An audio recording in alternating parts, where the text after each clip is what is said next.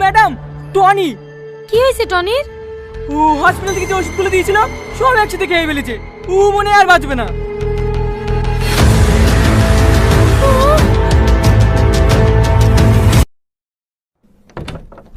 Madam, টনির মা দেখা করতে এসছে। বলো এখন দেখা করা হবে না। খুব কান্নাকাটি করছে। ঠিক আছে, বেশিক্ষণ দেখা করতে দেবে না, জাস্ট 5 মিনিট। ঠিক আছে ম্যাডাম। গ্রামে তোর লেগে আমরা কেউ মুখ দেখাতে পারছি না। তোর বাপকে ধরে ধরে সবাই অপমান করছে। তুই নাকি সব গরিব মানুষের অ্যাকাউন্ট থেকে টাকা চুরি করে নিয়েছিস। সত্যি করে বল না বাপ, তুই ওসব কিছু করিস নি তো? তুমি বিশ্বাস করো মা, আমাকে মিথ্যা ফাঁসানো হয়েছে। আমি সব কিচ্ছু করিনি। আর কেউ না জানুক, তুমি তো আমাকে জানো।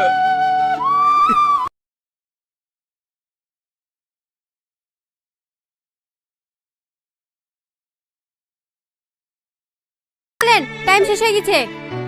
তুই কেন চিন্তা করিস না বন্ধু, সব ঠিক হয়ে যাবে।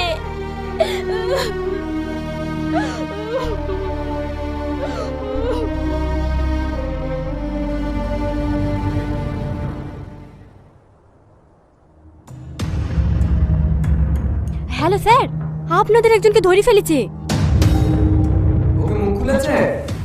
না স্যার, কিন্তু ওকে যেভাবে টর্চার করছে ও মনে হয় সব ভুলেই ফেলবে। যত তাড়াতাড়ি সম্ভব আপনারা জায়গা চেঞ্জ করে ফেলেন।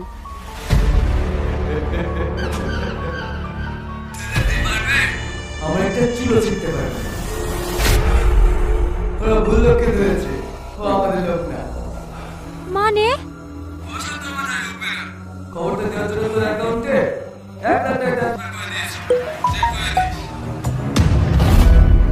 হ্যাঁ স্যার, এসেছে।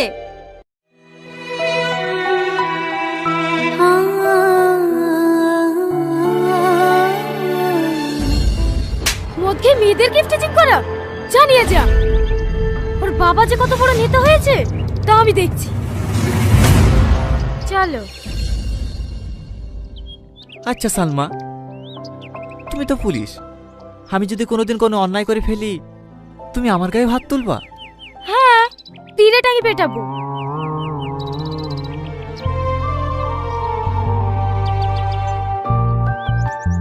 কি হলো, দাঁড়িয়ে গেলে যে? বাড়ি যাবে না? যাসি।